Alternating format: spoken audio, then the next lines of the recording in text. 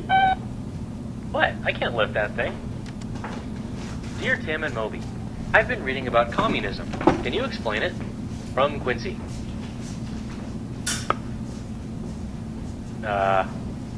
You've probably heard about communism in terms of other countries' governments. Communism is an economic system where wealth is distributed evenly to everybody. It's sort of the opposite of capitalism, where everybody competes to make money. In a pure communist society, there would be no private property, and everybody would be equal in wealth and social status. So a coal miner would make the same wage as, say, a banker. Well, that's the theory behind communism. The reality is that communist countries tend to be undemocratic, concentrating power in the hands of very few people, or even one dictator. So most communist societies have ended up benefiting the few at the expense of the majority. Communist states like Cuba and North Korea are examples of those tendencies. Well, we can try to understand communism by going back to its beginnings.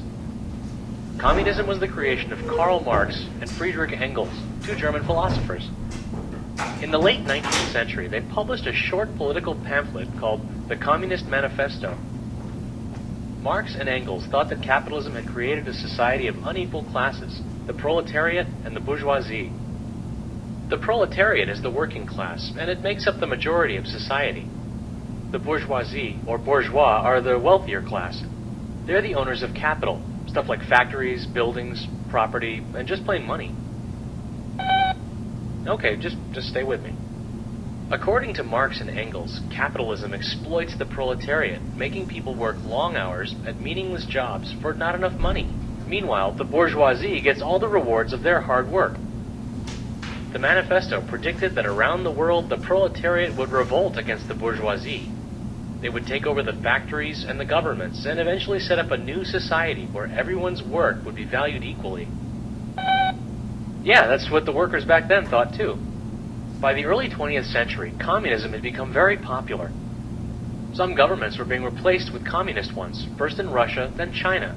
But in both of these countries, the communist leaders quickly established totalitarian governments, putting most of the power in the hand of a single dictator.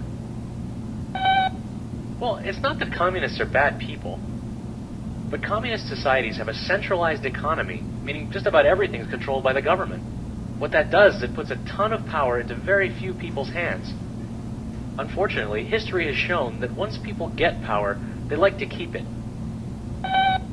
Oh, yeah, that's the other thing. Most communist countries haven't had very successful economies.